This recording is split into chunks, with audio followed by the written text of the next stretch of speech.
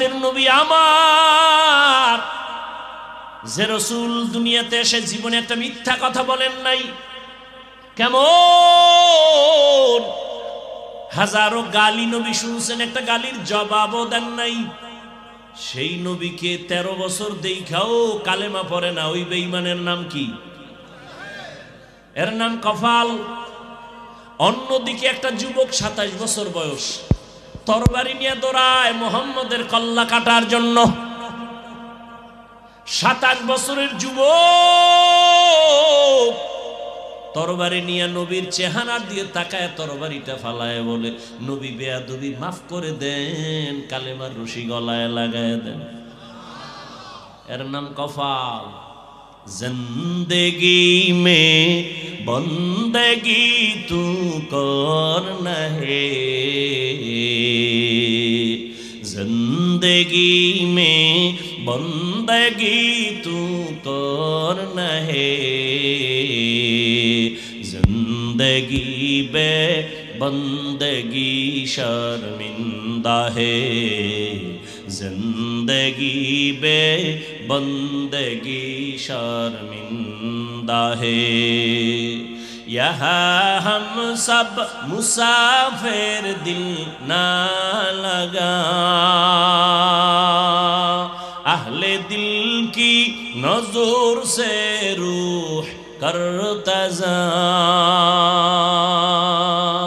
शाह दौलत सब फकीर घर नेक नेहे, शाह दौलत सब फकीर घर नेक नेहे, जिंदगी में बंदगी तू करना है,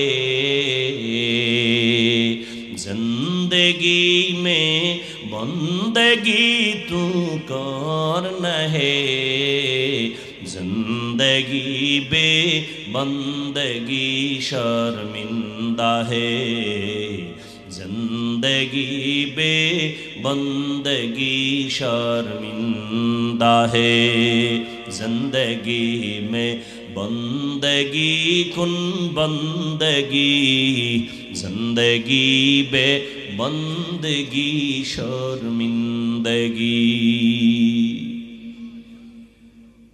স্ত্রী বলে, স্বামী তুমি আমাকে কেমন ভালোবাসো? স্বামী বলে, তুমি আমার জীবন, তুমি আমার মরণ, তুমি ছাড়া আমার কিছুই নাই, তুমি আমার জীবনের সব, যা চাইবা তাই পাইবা, চাহিবা মাত্র আমি দিতে বাধ্য। খেয়াল করিয়েন কিন্তু, স্ত্রী কয় যা চাবো তাই দিবা? কাহা বলে সত্য, বলে সত্য। কসম? কসম। স্ত্রী তো দিনদার, স্বামীকে একটু এই সুযোগে এক চান্স একটু পরীক্ষায় ফেললেন। স্ত্রী বলে, তুমি আমাকে যা চাবো তাই দিবা? কাহা তাই দিব। বলে তালাক দাও। কি দাও? আমাকে 3 তালাক দাও। স্বামী বলে, কল্লা ফেলে দিব, এটা আমার দ্বারা সম্ভব না। কি বললা? বলে তুমি ওয়াদা করেছো, কসম করেছো, যা চাইবো তাই দিবা, তালাক দাও। বলে এটা কি কোনো কথা? বলে না, ওয়াদা করেছো দিতেই হবে, দাও। মৃদু তর্ক যখন শুরু হয়ে গেল, দুজনের সমাধানের জন্য জমানার নবীর দরবারে রওনা। রাস্তার মাঝে গিয়া স্বামী বেচারা রাস্তায় পড়ে গিয়া পা ভেঙে গেছে, চিৎকার দেয়, কান্না করে, আমাকে বাঁচাও। স্ত্রী হাতটা ধরে বলে, নবীর দরবারে যাওয়ার প্রয়োজন নাই, চলো বাড়ি চলো। বাড়ির মধ্যে গিয়া স্বামীকে বলে, যেই তালাক চাইছিলাম আমি আমার কথাটাকে উল্টো করে নিলাম, বেয়াদবি মাফ করো। স্বামী কয়, চাইলি কেন? চাওয়ার পরে আবার উল্টো করলি কেন? এবার স্ত্রী ডাক দিয়া বলে, তুমি নবীর হাদিস শুনছো না? কি? বলে নবী বলছেন, মাইয়ুরিদিল্লাহু বিহি খাইরান ইউসিব মিন, আল্লাহর নবী বলেন, যাকে আল্লাহ বেশি আদর করেন, ভালোবাসেন, তাকে আল্লাহ মুসিবত দিয়া পরীক্ষা নেন। আমি আমার আব্বা আম্মার ঘর বাড়ি ছাইরা তোমার ঘরে সংসার করি, এত বছরে কোনো মুসিবত দেখি না, তোমার মধ্যে কান্নাকাটি নাই। বুঝলাম যেখানে মুসিবত নাই সেখানে আমার মাওলার রহমত নাই, আর যেখানে আল্লাহর রহমত নাই আমিও সেখানে আর থাকতে চাই না। এই নিয়তে তালাক চাইছি। কিন্তু রাস্তার মাঝে হঠাৎ তুমি যখন পড়ে গিয়া পা ভেঙে ফেলেছো, তখন চোখের পানি আসছে, মুসিবত আসছে, ভেবে নিলাম মুসিবত আসছে তো রহমত চলে আসছে। আল্লাহর রহমত যেখানে আছে আমিও সেখানে আছি। हर के दारत खौफे हकदार दिल मदम जन्नतुल मअवा देहद ओ राम कम जुज़बा हक ची जे मखाज इंसो जा फजले उआ मस्ते दरजुम ला जहा وَلَنَبْلُوَنَّكُمْ بِشَيْءٍ مِّنَ الْخَوْفِ وَالْجُوعِ وَنَقْصٍ مِّنَ الْأَمْوَالِ وَالْأَنفُسِ وَالثَّمَرَاتِ। পাঁচটা জিনিসের দ্বারা আল্লাহ পরীক্ষা করবেন মুমিনকে, কোনো বেঈমানকে না। পরীক্ষা কার জন্য? মুমিন। স্কুল কলেজে আর মাদ্রাসায় যে ভর্তি ফরম নিয়ে ভর্তি হয়, ছাত্র হয়, ক্লাস করে, তার জন্য পরীক্ষা। যে স্কুলের ছাত্র না, ওর জন্য পরীক্ষা নাই। কালেমা পইরা ইমানের ফরম পূরণ করিয়া যারা জান্নাতি স্কুলে ঢুকবে তাদের জন্য পরীক্ষা। যারা মুমিন হবে না, কালেমা পড়বে না, তাদের জন্য কোনো পরীক্ষা নাই। আবার পরীক্ষার কোয়ালিটি একটু আলাদা। ক্লাসের ছাত্র যার ব্রেন যত বেশি ভালো তার প্রশ্নটা একটু কঠিন হয়, যে একটু দুর্বল তার প্রশ্নটা দুর্বল হয়। মুমিনের মধ্যে কালেমাওয়ালাদের যাদের ঈমান তাজা তাদের পরীক্ষা কঠিন, আর যাদের ঈমান দুর্বল তাদের পরীক্ষাও বড় দুর্বল। সমস্ত মুমিনের মধ্যে তাজা ঈমানওয়ালা সমস্ত আম্বিয়া কেরাম, এজন্য তাদের পরীক্ষা অনেক কঠিন। আদম আলাইহিস সালামের পরীক্ষা কত কঠিন, এক একটা যদি শুধু বলতে থাকি শেষ হয়ে যাবে, রাত পার হয়ে যাবে। জান্নাতের মধ্যে আদমকে বানাইয়া আল্লাহ ঘুম পাড়ায় দিলেন, জান্নাতি বিছানায় আরামের ঘুম। আদম তো এমন ঘুম দিছে, আল্লাহ তার আদমের পৃষ্ঠ থেকে কুদরতের হাত লাগায় একটু কিছু নিয়া আম্মাজান হাওয়া আলাইহা সালামকে বানাইয়া জান্নাতের মধ্যে পোশাক পরায় একটু দূরে বসায় রাখছেন। আদম নবী সেখানে সজাগ হইয়া হঠাৎ করে অপরিচিত অবলা সুন্দরী রূপসীর দিকে তাকায়া, চেহারাটা দেখে বড় ভাল লাগে, ভালো মনের আকর্ষণ হচ্ছে বারবার। আল্লাহ কয় ফেরেশতারা বলো, আকর্ষণ যদি হয় একটু লাইন করে যেতে হবে, বেলাইনে যাওয়া যাবে না। বলে কেমনে? কয় বিবাহের খুতবা হবে, তোমরা ফেরেশতারা সাক্ষী থাকবা, আর ওই মহিলার কাছে যাওয়ার জন্য মহিলার কিছু হক আছে, আগে দেওয়া লাগবে মোহর। খুতবা হয়ে গেল, ফেরেশতা সাক্ষী, মোহর দেবে কি দিয়া? আল্লাহ কয় 4 বার কি 11 বার আমার মুহাম্মদের নামে দরুদ পড়, মোহর আদায় হয়ে যাবে।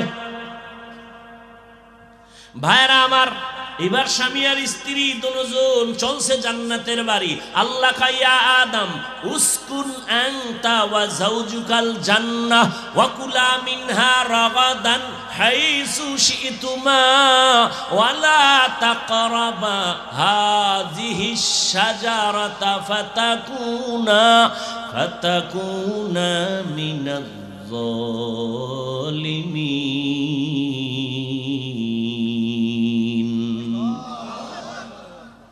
জান্নাতে থাকো, মনে যা চায় খাও, এখানে অনেক কথা, তবে সতর্কবাণী, ওই গাছের কাছে যাইবা না, গাছের কাছে যাইবা না, মনে যা চায় সব খাও, সব খাও, সব খাও, ওই গাছের কাছেও যাইবা না। গাছটা কি কাটাওয়ালা গাছ? কয় না। বিষ? কয় না। তো যাবা না কেন? কয় গাছের ফলটা খুব মজাদার। তো নিষেধ করলেন কেন আমার আল্লাহ? কয় আসলে ওই গাছটাকে নিষেধ করার মানি আদমকে ওখানে না যাওয়া উদ্দেশ্য না। উদ্দেশ্য হলো কিয়ামত পর্যন্ত আনেওয়ালা উম্মতের জন্য একটা বিধান কায়েম করা। কি বিধান? মুখ আছে খাওয়ার জন্য, খানাও সামনে, ক্ষুধাও আছে পেটে, পাইলেই খাস না, রেস্ট্রিকশন দেওয়া আছে, সীমাবদ্ধতা আছে। খবরদার, আমি আল্লাহ যেই খানা তোর জন্য হালাল করেছি তাই খাবি, যেটা হালাল না তা খাবি না। বাংলাদেশে কাদিয়ানিকে কোনো মুসলমান পছন্দ করে না, অথচ কাদিয়ানির পণ্য ঘরের মধ্যে বোঝাই। ইসরায়েলের বিরুদ্ধে সব মুমিনরা রাস্তায় নেমে গেছে, কিন্তু তার পণ্য ঘরে ঘরে, দোকানে দোকানে, যেই জিনিস খাওয়া হারাম তা ব্যবসাও হারাম। মদ পান করা হারাম, মদের ব্যবসা করা হারাম। বিড়ি পান করা হারাম, তো বিড়ি ব্যবসা করা হারাম। খুব সাবধান, যেই জিনিস ব্যবহার করা হারাম এটার ব্যবসাও হারাম।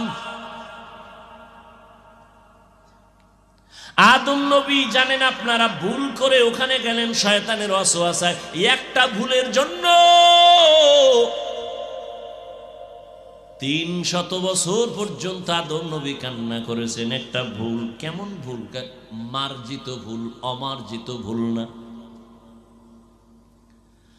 আদম আলাইহিস সালাম 300 বছরের উপরে কাঁদছেন, জবালে রহমতের উপর উঠা দোয়া করছেন, রব্বানা যালামনা আনফুসানা ওয়া ইল্লাম তাগফির লানা ওয়া তারহামনা লানাকুনান্না মিনাল খাসিরিন। আদম আলাইহিস সালামকে আল্লাহ মাফ করছেন। আদম নবীকে আল্লাহ কি করে দিয়েছেন? এখানে অনেক কথা ভাই, আপনাদের মনে হয় বিরক্ত মনে হইতেছে আমার কাছে। হ্যাঁ, এই উঠা বসা কেন? এইগুলি আমি মোটেই পছন্দ করি না। আপনারা কষ্ট করে আমাকে দাওয়াত দিয়ে আছেন আমার সাথে চালাকি করার জন্য, তো 2-1 ঘন্টা বসলে কি আপনাদের কঠিন ক্ষতি হয়ে যাবে? আচ্ছা, বসার ব্যারাম যদি দীর্ঘ টাইম না থাকে, বসতে না পারেন, এই ব্যারাম থাকলে ঢুকছেন কেন? আপনারা জোর করে কেউ ঢুকাইছে? ঢুকছেনই যেহেতু, উঠা বসা করে ডিস্টার্ব করেন কেন? নাটকের মতো মনে চাইলে বসলেন, মনে চাইলে উঠে গেলেন। আপনার খবর নেই প্যান্ডেলটার দাম কত, এই ময়দানের দাম আপনার খবরই নেই। মুসলমান দাবি করেন শুধু ঘুমে ঘুমে। এই প্যান্ডেলটার দাম কত? রসুল বলেন বসা মাত্র সব জীবনের গুনাহ মাফ।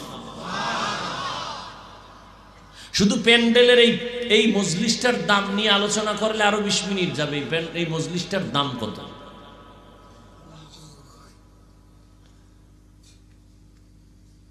কি কথা বলতেছিলাম ভাই? আদম আলাইহিস সালাম ভুল করছেন, অমার্জিত না মার্জিত? মার্জিত ভুল মানি সে নিজে মনে করে সে ভুল, কিন্তু আল্লাহর আদালতে কি না ভুল না। এই ভুল কি ভুল? যেমন আমরা রোজার মাসে অনেকে দেখবেন যারা নতুন রোজাদার, ভুলে অনেকে রোজা রাইখা ঘুম থেকে উঠা, গ্রাম্য মানুষ তো পান্তা না খাইলে কলিজা ঠান্ডা হয় না, ও যে নতুন রোজাদার তো টের পায় না, ঘুমের তুইটা নিজে নিজে লইয়া কাঁচামরিচ 3 প্লেট পান্তা নাই, পানির 1 গ্লাস খাইতে গিয়া মুখে দিয়ে হঠাৎ করে জিহ্বায় কামড় দিয়েছে, আমি না রোজাদার, ওদিকে 3 প্লেট শেষ। রোজা আছে? কথা কন। এই যে খাইলো, কোন ভুল? মার্জিত ভুল। বান্দা মনে করে ভুল, আল্লাহর আদালতে ভুল না। ঠিক আদম নবীর ভুলটা এমনই, কিন্তু এরপরও 300 বছর কাঁদলেন এক ভুলে, জাবালে রহমতে উঠলেন, দোয়া করলেন, কিন্তু এখনো অন্তর সাফ হয় নাই আদম নবীর। কিয়ামতের দিনও সহিহ হাদিস, আদম নবী কাঁদবেন, নূহ নবী কাঁদবেন, ইব্রাহিম নবী কাঁদবেন, ঈসা নবী কাঁদবেন, মুসা নবী কান্না করবেন হাসরের ময়দানে। উম্মতেরা বলবেন, হে আদম, একটু সুপারিশ করেন জান্নাতে যাওয়ার জন্য, সূর্যের গরম সহ্য করতে পারি না। আদম বলবে, যাও, আমি আল্লাহর কাছে কিভাবে সুপারিশ করব? নিষিদ্ধ গাছের কাছে যায় তো একটা ভেজাল লাগাইছি, না জানি আমার আজ কি উপায় হয়, আমি আমার চিন্তায় আছি, আমি করার জন্য সুপারিশ করতে পারবো না। 300 বছর কাইন্দেও কিয়ামতের হালাত যদি এমন হয়, একটু চিন্তা করেন কিসের পেছনে দৌড়ান। ওয়ালানাবলুওয়ান্নাকুম বিশাইইম মিনাল খাউফি ওয়াল জু'i ওয়া নাকসিম মিনাল আমওয়ালি ওয়াল আনফুসি ওয়াস সামারাত। মুমিনের জন্য দুনিয়াটা পরীক্ষার হল। পরীক্ষার হলের মধ্যে ঢোকার পরে কেউ প্রশ্নের উত্তর সঠিক লেখে, কেউ বেঠিক লেখে, কোনো বাধা দেওয়া হয় না, সবার জন্য সমান সময় দেওয়া হয়। কেন? পরীক্ষার হল স্বাধীনতার জায়গা, বাধা দেওয়ার নিয়ম নাই। প্রশ্নের উত্তর যে উল্টা পাল্টা লেখে তাকেও যেমন বাধা দেয় না, যে সঠিক লেখে তাকেও কেউ বাহ দেয় না। কারণ এখানে বাধা দেওয়া যাবে না, উৎসাহ দেওয়া যাবে না। ফলাফলের বেলায় বের হয়ে যাবে কে পুরস্কার পাবে, কে তিরস্কার পাবে। দুনিয়াটা পরীক্ষার হল, স্বাধীন। মসজিদের দরজা খোলা, মন্দিরের দরজা খোলা, কোন দিকে তুমি ঢুকবা তোমার পরীক্ষা চলতেছে। তুমি মন্দিরেও যদি ঢুইকা সন্তেষ খাইয়া বলো ভগবান কও, আমরা আল্লাহ কই, কথা তো একই। আল্লাহ তোমারে ধইরা ফেলবে না। মসজিদে গিয়ে যদি আল্লাহর কাছে গুনাহ মাপ চাও, আল্লাহ তোমাকে বাধাও দিবে না। কেন? পরীক্ষার হল। তুমি গুনাহ করলেও আল্লাহ ধরবেন না। তুমি যদি বান্দা অন্যায় না করিয়া আল্লাহর হুকুম মানো, তোমাকে আল্লাহ পাক আসমান বরাবর সম্মান দিবেন, তাও না। হ্যাঁ, অন্যায়টা যদি